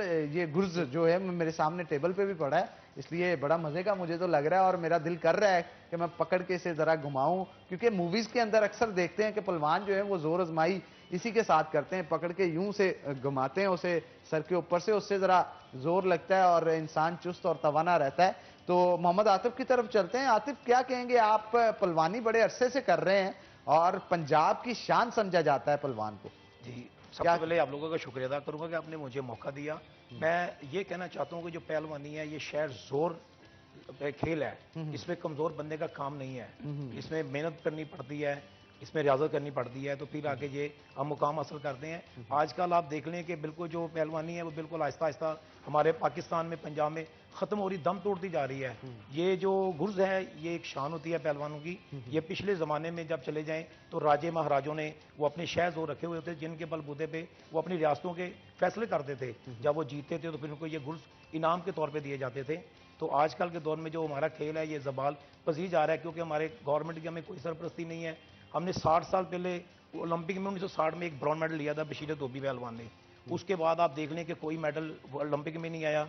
2018 में अनैतुल्ला रेसलर जो गया था, उसने यूथ ओलंपिक में पाकिस्तान का वाहद हिस्ट्री में वो ब्रॉन्ज मेडल उसने हासिल किया है, अनैतुल्ला ने। तो ये हमारे जो सेक्रेटरी हैं पाकिस्तान के अरशद सत्तार साहब, इन्होंने ज़ाती दिलचस्पी पे इनको आगे लेकर चल रही हैं। जो हमारे फंड हैं एक साल के जो हमें मिलते हैं वो टोटल 15 लाख रुपया है एक साल का। तो 2 साल से वो फंड भी बंद हैं। तो जो दूसरी गेम में अच्छा, ये कहा जाता था इमरान खान आएंगे तो स्पोर्ट्स के ऊपर बड़ी तवज्जो दी जाएगी, सूरत कुछ इसके बरक्स नजर आ रही है। हम लोग बड़े खुश थे कि कप्तान आ गए हैं हमारे स्पोर्ट्स में, हमारी फैमिली के मेंबर आ गए हैं, वजीर आजम अब स्पोर्ट्स चलेगी। तो 2 साल में देख लें स्पोर्ट्स का बेड़ा गर्क हो गया है। मिट्टी के खाड़े यहाँ पाकिस्तान में है या इंडिया में है, ये देख लें कि जो हम नेशनल चैंपियन बन रहे हैं। कॉमनवेल्थ गेम में हमारे 450 का दस्ता 2018 में ऑस्ट्रेलिया गया था, जिसमें से सिर्फ 450 में से 5 मेडल हमारे पास थे। 1 गोल्ड था रेसलिंग में, 2 ब्रॉन्ज थे, बाकी 2 पावर लिफ्टिंग में थे। उसके अलावा किसी में ये मेडल नहीं लिए। तो पाकिस्तान के लिए बड़ी इज़्ज़त की बात है कि जब से पाकिस्तान बना है, हॉकी के बाद जो मेडल की तादाद है वो रेसलिंग में है। तो रेसलिंग का ये हिसाब है कि पाकिस्तान में आज तक एक नेशनल अकेडमी नहीं बन सकी रेसलर के लिए कि जिनको हम प्रॉपर ट्रेन कर सके और इंटरनेशनल लेवल पर जाके हम खेल सके। जबकि हमारे जो दूसरे ममालिक हैं, साथ हमसाया उनकी जो 1 साल की ग्रांट है वो 3 करोड़ से ऊपर है, और हमारी टोटल 18 लाख है, पिछले 2 साल से वो भी नहीं मिली। जो इस दफ़ा 10 लाख मिले हैं वो हमारे रेफरीज होते हैं जिनकी हमने फीसें अदा करनी होती हैं वर्ल्ड रेसलिंग को, तो हम वो फीसों में दे देते हैं। तो जो अरशद सत्तार साहब उनकी मेहरबानी है कि उन्होंने अपनी दिलचस्पी से अपनी जेब से खर्च करके तो हमें वो टूर करवाते हैं, वो प्लेयर्स को भेजते हैं, कैंप लगाते हैं ताकि पाकिस्तान का हम नाम रोशन कर सकें। ठीक है, मोटिवेशन एक मिलती है इससे और मोटिवेट करते हैं वो आपको ताकि पाकिस्तान का नाम जो है वो रोशन कर सकें। और यकीन जानिए वाकई में आप वो सितारे हैं हमारे पाकिस्तान के जो कि दूसरे मुल्कों में जाके जब चमकते हैं तो हमारे मुल्क का नाम उससे रोशन होता है, और मुल्क का नाम रोशन करने के पीछे एक बड़ी मेहनत और कड़ी मेहनत जो है वो मौजूद होती है। तो हमारे साथ हीरा भी मौजूद हैं, हीरा की स्माइल हमें बता रही है हमारे साथ इस वक्त मौजूद हैं। तो जुगनू क्लब की जो है वो स्पोर्ट्स क्लब की सदर भी हैं जंग से, तो क्या कहेंगी खवातीन के अंदर टैलेंट जो है वो दिन ब दिन काफी बढ़ता नजर आ रहा है, लेकिन उस तरह से रिप्रेजेंट उनको नहीं किया जा रहा नेशनल या इंटरनेशनल लेवल पे जिस तरह से उनको करना चाहिए। और जो टैलेंट जैसे पिछले दिनों हमारे कुछ स्पोर्ट्स की खवातीन शो के अंदर आई थी, वो क्रिकेट की प्लेयर भी थी, वो कबड्डी की प्लेयर भी थी, वो बॉक्सिंग की प्लेयर भी थी, यानी एक खातून के अंदर इतने टैलेंट छुपे होते हैं। तो अगर आप इस टैलेंट को आगे लेके चलें तो मेरा ख्याल है हमारी मिट्टी जितनी जरखेज है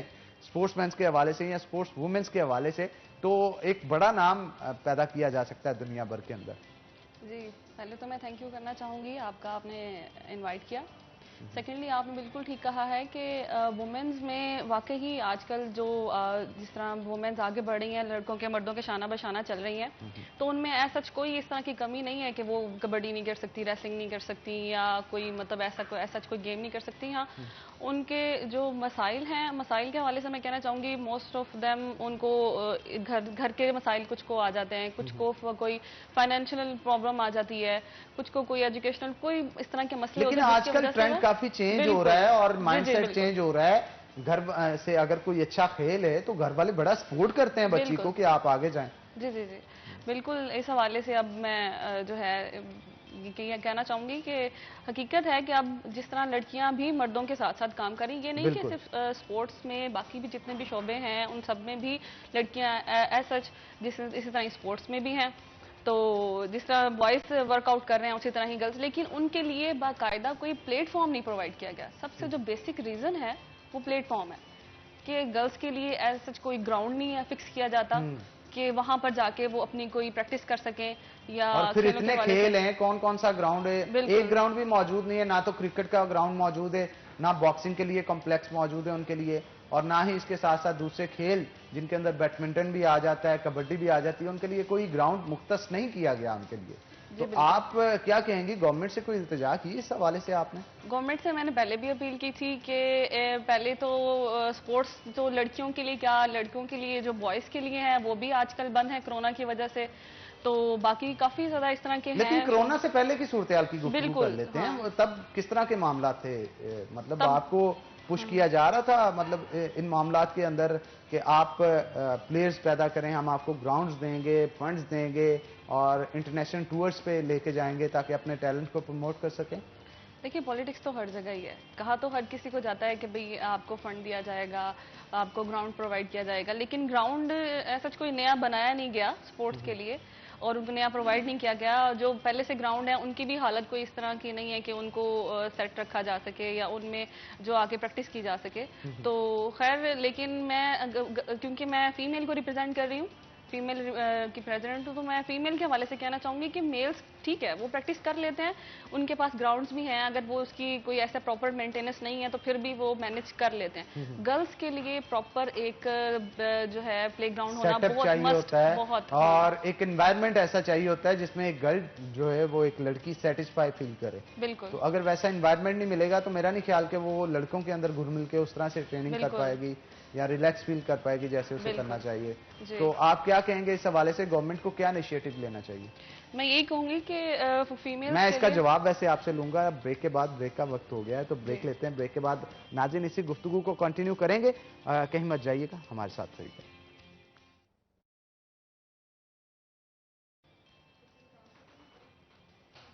वेलकम बैक नाज़रीन। ब्रेक पे जाने से पहले हमारे साथ हीरा मौजूद थी, उनके साथ गुफ्तगू जो है वो स्पोर्ट्स के हवाले से की जा रही थी और नया टैलेंट जो है वो सामने लाने की कोशिश भी की जा रही है वक्तन फवक्तन।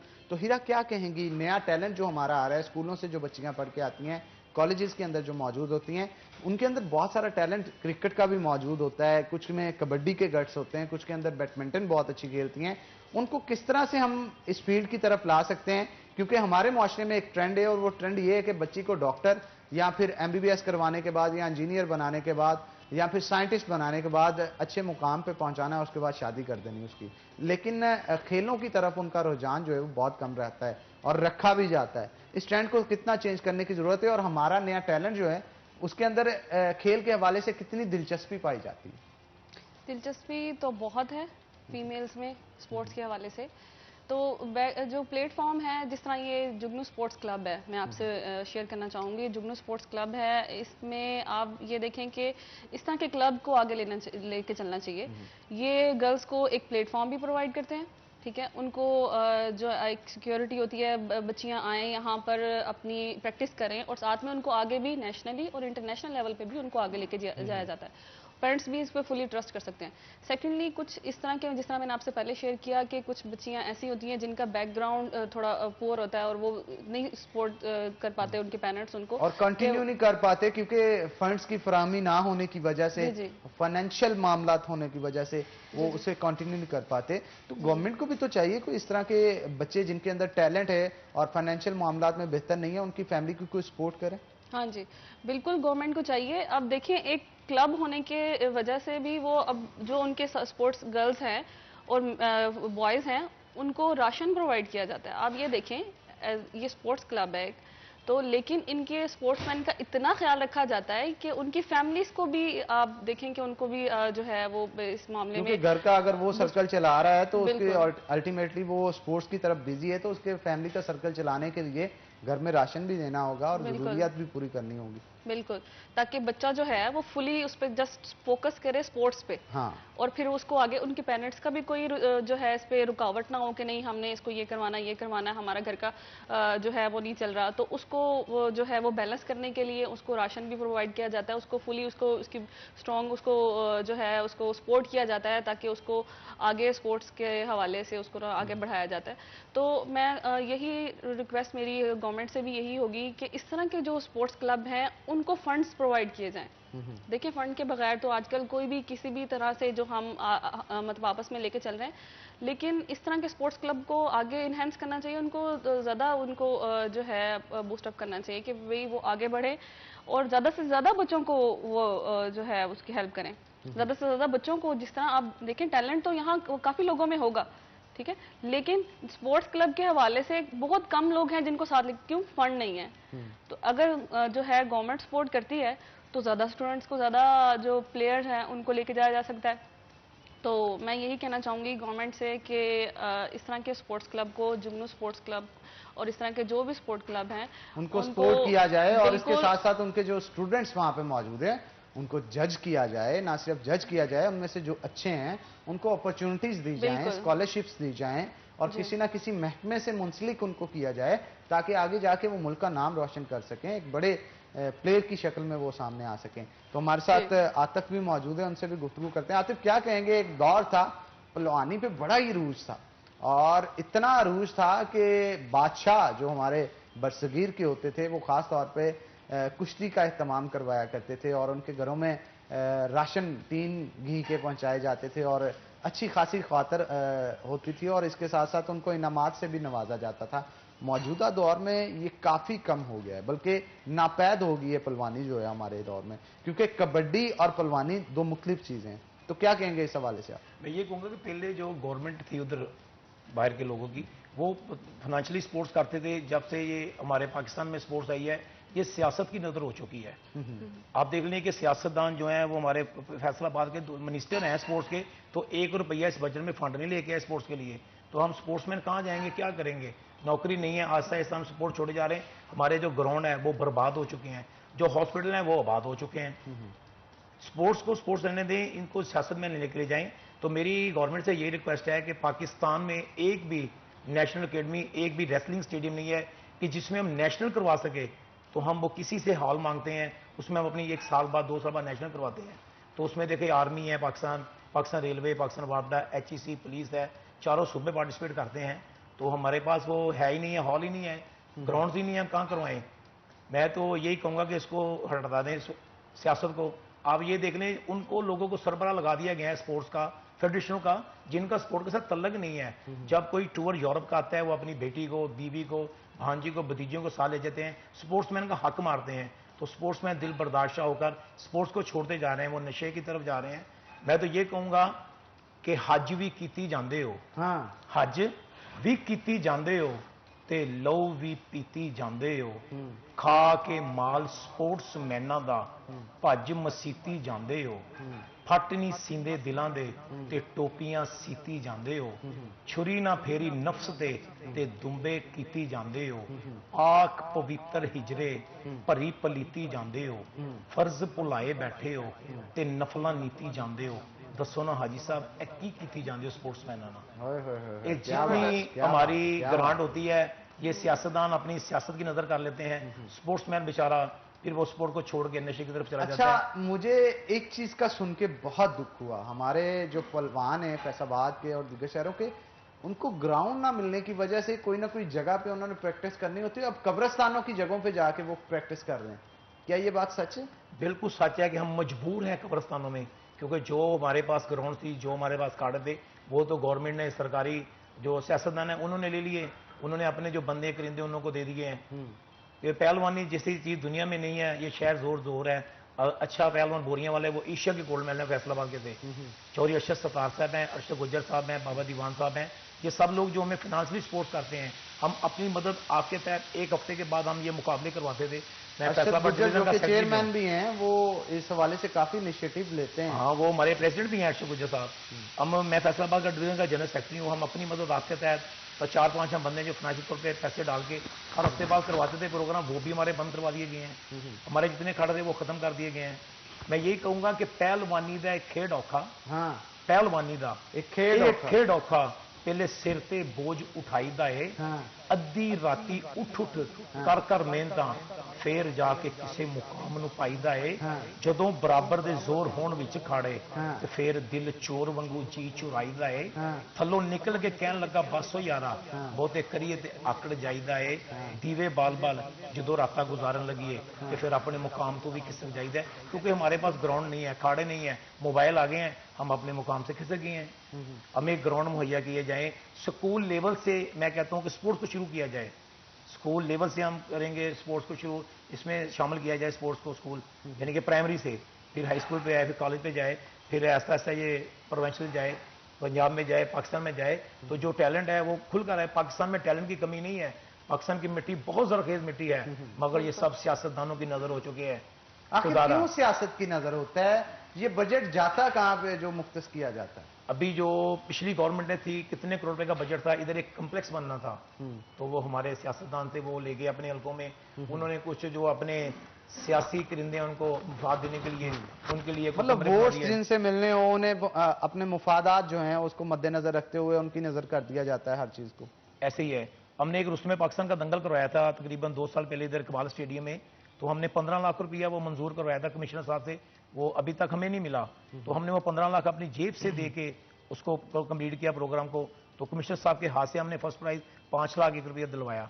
तो वो ये 5 लाख रुपया एक पहलवान की शान नहीं है, 1 साल बाद 2 साल बाद और उसमें पाकिस्तान का टाइटल लड़े, और बाद में अगर देखा जाए तो खासतौर पे पूरा महीना जो उसने मेहनत करनी होती है, जो डाइट इस्तेमाल करनी होती है, उसके लिए खासतौर पे अच्छे खासे पैसे चाहिए होते हैं। तो नाज़रीन एक ब्रेक लेंगे, ब्रेक के बाद दोबारा हाजिर होते हैं, कहीं मत जाइएगा, हमारे साथ रहिएगा।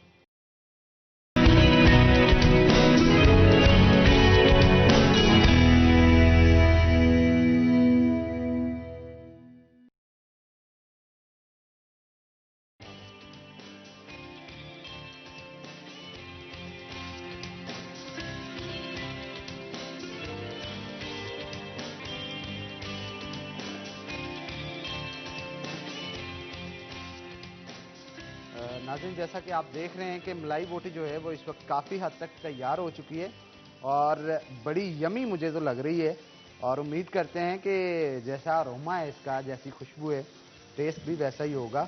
और बड़े ज़बरदस्त तरीके से आज पैन के अंदर फ्राई करके जो मलाई बोटी बनाने का तरीका जो है वो शेफ सलमान की तरफ से बताया गया। शेफ सलमान कहाँ तक पहुँच चुकी है, वैसे कलर देख के बताएं थोड़ा सा। जी आप देख रहे हैं कि हाफ डन तो ये कंप्लीट हो चुकी है। जस्ट हम इसको 3 से 4 मिनट के लिए और ग्रिल करेंगे। ग्रिल करने के बाद ये हमारी मलाई बोटी बिल्कुल रेडी है। ये मैं आपको कैमरे में दिखा दूं, अभी कंप्लीट नहीं हुई। ये हमारी मलाई बोटी रेडी हो चुकी, सेम वैसी ही जैसे बारबेक्यू में रेडी होती है। आप वैसे आपको डर नहीं लगता, मतलब इतने छींटे उड़ रहे हैं और हाथ उसी तरह डाल के निकाल लेते हैं, मुझे तो डर लगता है और दिल करता है कि 10 फीट इससे दूर खड़ा हूं ताकि छींटे ना हाथ पे पड़े। नहीं, शुरू से काम कर करके वो मतलब पक्के हो चुके हैं, अब नहीं लगता। अच्छा वैसे पहले ठीक थी, ये मैं आया हूँ उठाया है ये ढक्कन को तो देखें साथ ही काफी ज्यादा जो है वो छींटे उड़ना शुरू हो गए। आपको देख के वैसे ऑयल बबलिंग करना शुरू हो जाता है। आप डरते हैं इससे? डरता हूँ मैं, वाकई डरता हूँ इससे।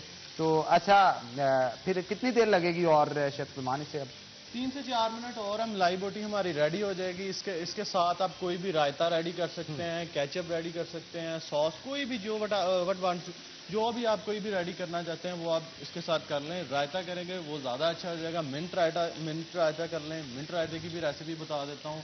मिंट को आप मिंट ले लेना है, गार्लिक ले लेना है, विनीगर ले लेना है और योगर्ट इसको ग्राइंड कर लेना है। उसके बाद आपने योगर्ट में अच्छे से इसको मिक्स कर लेना है। मायोनीज में आप कोई भी रेसिपी बना सकते हैं, कोई भी जो भी आपको मतलब अच्छी लगे आप बना सकते हैं। अगर इस तरह के खाने आप घर में खाना चाहते हैं, फैसलाबाद के हैं तो हमारा रेस्टोरेंट है AB फूड्स के नाम से मिल्लत रोड पर, आप उधर से ऑर्डर मंगा सकते हैं। अगर आपकी लोकेशन ज़रा दूर है तो हम हर सोशल ऐप पे भी हैं, आप उधर से भी मंगवा सकते हैं रेसिपी। अच्छा शेफ सलमान, इसके टेस्ट के हवाले से क्या कहेंगे? मलाई डाली गई है और मलाई से टेस्ट जो है वो काफ़ी हद तक बिल्ड हो जाता है, और अगर हम मक्खन का इस्तेमाल करें इसके ऑयल की जगह तो उससे भी टेस्ट कोई बिल्ड होगा? मतलब मक्खन का इस्तेमाल कर सकते हैं? जी बिल्कुल, मक्खन का भी इस्तेमाल कर सकते हैं। उससे भी टेस्ट बहुत ज़्यादा डेवलप होगा। देसी घी में भी कर सकते हैं, पर जो आप डिपेंड करता है ये आपके टेस्ट के ऊपर, जिस तरह का टेस्ट आप इसको बनास्पति घी में भी बना सकते हैं, जो भी आपका मतलब दिल अच्छा करता है। मोस्टली लोग थाउजेंड आइलैंड सॉस जो है उसे बड़ा पसंद करते हैं इनके साथ। तो थाउजेंड आइलैंड अगर सॉस किसी ने इसके साथ यूज करनी हो, मतलब मैं अपनी पसंद की बात करूं तो थाउजेंड आइलैंड सॉस जो है मुझे बड़ी पसंद है। मोस्टली चिकन की आइटम जो है उनके साथ इस्तेमाल। जी बिल्कुल, ये भी सॉस आ जाती है मोस्टली, वो तो आप घर में भी मतलब मार्केट से भी आपको मिल सकती है, घर में भी बना सकते हैं। वैसे मैं ज्यादातर आपको रेसिपी वो सारी बताता हूँ जो आपके घर में अवेलेबल होती हैं। जैसा कि आप हमारे इंग्रेडिएंट्स भी देख रहे हैं, हम हमेशा वही रेसिपी लेके आते हैं जो सिंपल इंग्रेडिएंट्स के साथ और क्विक रेसिपी होती है, जिसको आप इजीली घर में बना सकते हैं। बिल्कुल इजीली बना सकते हैं। मेरे तो हाथ में ये पड़ रही है और मुझे डर लग रहा है। मैं अब चलता हूँ अपनी सीट पे, तो आप इसे रेडी करके प्रेजेंट करें। तब तक हमारे साथ जो मेहमान हमारे मौजूद हैं उनसे गुफ्तगू करते हैं। आज हमारे साथ हीरा, जो कि स्पोर्ट्स की हीरा हैं और हीरा हैं जिस तरह डायमंड जिसे कहते हैं, तो हीरा मौजूद हैं और उसके साथ साथ हमारे साथ आतिफ भी मौजूद हैं। गुफ्तगू जो है वो स्पोर्ट्स के हवाले से की जा रही थी। तो हीरा की तरफ मैं चलूंगा। हीरा, जैसे ये बता रहे थे कि स्पोर्ट्समैन को कब्रिस्तानों का रुख करना पड़ रहा है, अब अगर मेल्स का ये हाल है, फीमेल्स को तो मुकम्मल तौर पे निगलेक्ट और इग्नोर किया जाता होगा, क्या कहेंगे इस हवाले से? बिल्कुल, मैंने आपको पहले भी इस हवाले से ब्रीफिंग दी है। बार बार ये जितना सवाल उठाया जाए उतना बेहतर है। जाहिर है ये हुकूमत की तरफ ये बात पहुंचेगी तभी हमारे कोई मसाइल हल होंगे, तो उस तरह तो मसाइल का हल कोई होता नजर नहीं आ रहा। अच्छा तो आपकी टीम जो है या आपकी जो खास तौर पे जो जुगनू स्पोर्ट्स कॉम्प्लेक्स है उसकी इंतजामिया कोई वजीर आला के पास गई हो, मुतलका वजीर के पास गई हो, उनको अपने हालात से आगाह किया हो कि जनाब मामला बड़े संगीन होते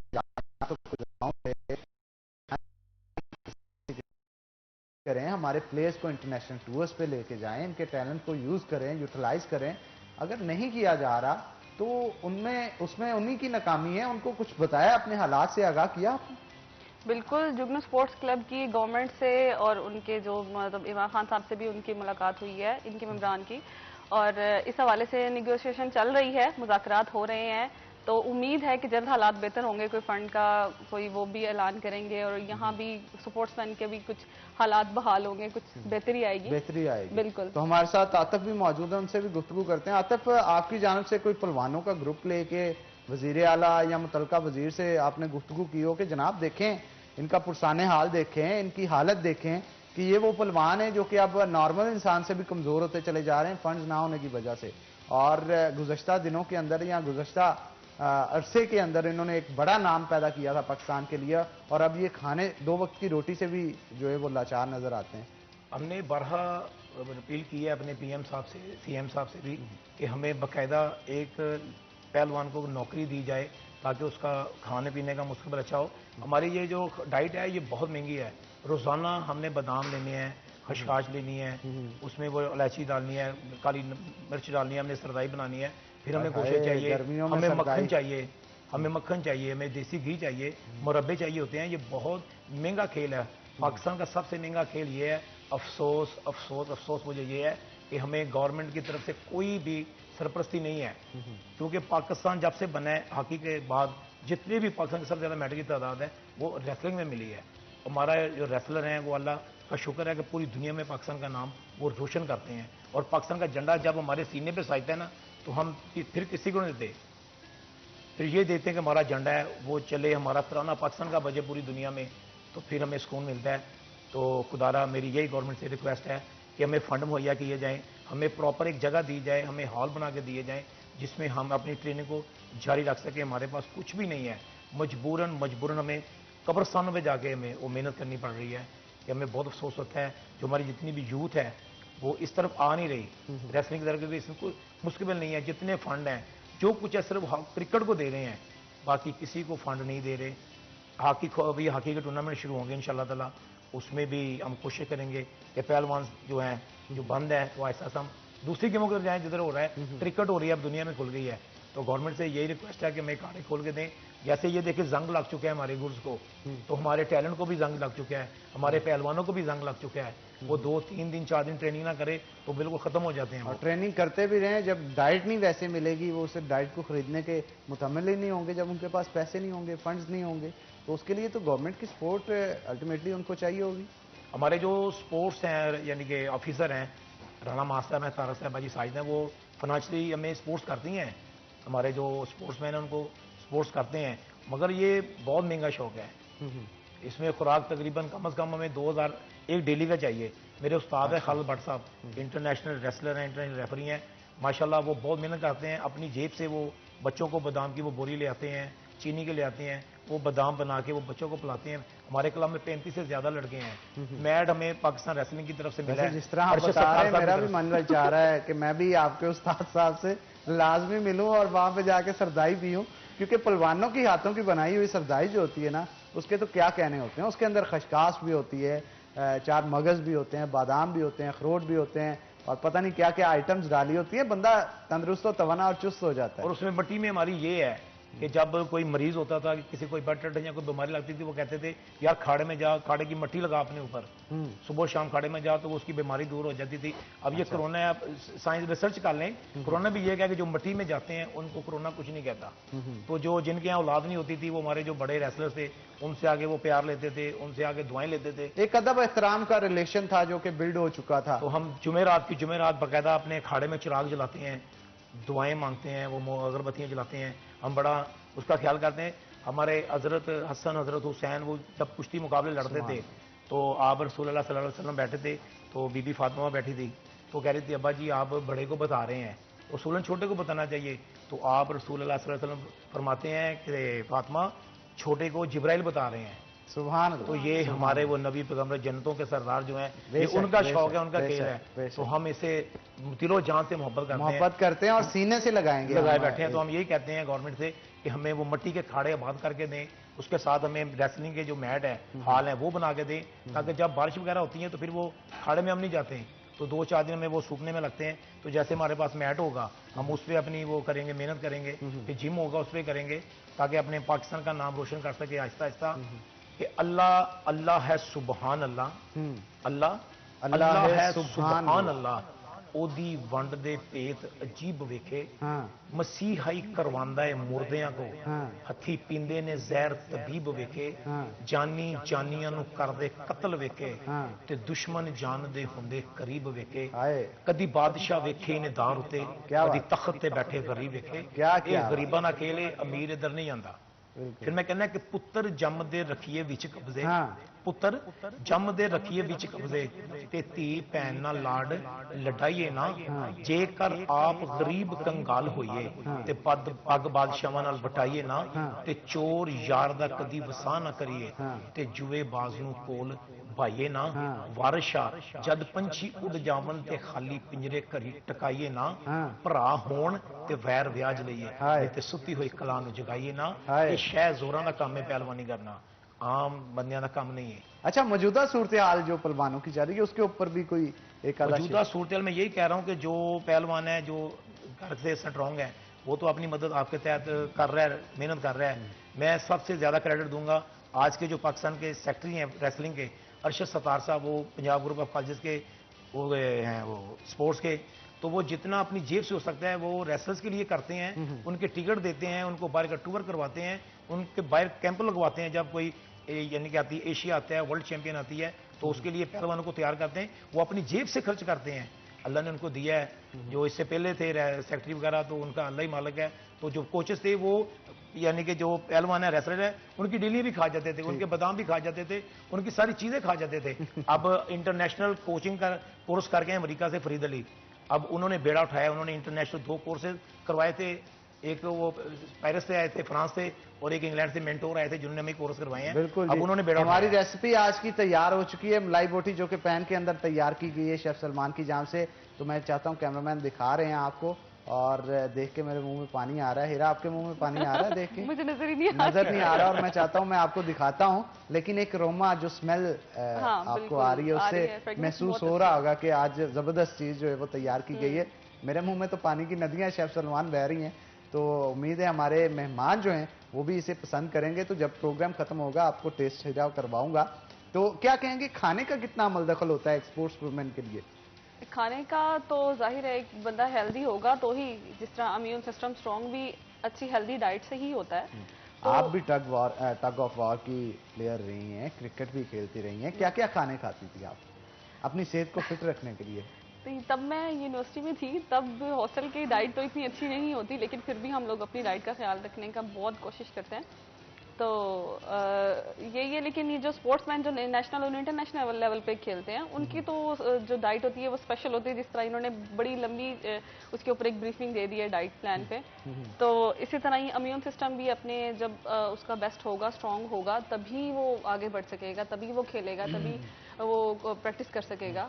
बिल्कुल आप ठीक कह रही हैं। आतिफ, आपका बहुत शुक्रिया, आप आज के शो के अंदर आए, और इसके साथ साथ पहलवानों के बहुत सारे मसाइल हैं जो कि आपने बताएं। तो हम बल्कि दरख्वास्त भी करते हैं गवर्नमेंट से कि यकीन जानिए ये मैदानों से जो है वो कब्रिस्तानों के मैदानों तक पहुंच चुके हैं। तो अब कब्रिस्तानों के मैदानों से निकाल के दोबारा अपने असल मैदानों तक लाने का काम आप ही के जिम्मे है। इमरान खान साहब से बड़ी उम्मीदें वाबस्ता हैं हमारे प्लेयर्स की, पहलवानों की। ये कल्चर था हमारे पंजाब का जिसे उजागर किया गया था, और इसको अब जिंदा रखना गवर्नमेंट का काम है, क्योंकि जो मौजूदा सूरत हाल चल रही है उसके अंदर जितनी सपोर्ट हो सके इनकी करनी चाहिए। तो बहुत शुक्रिया आतिफ आपका, आप आज के शो के अंदर आए, मसाइल बताए।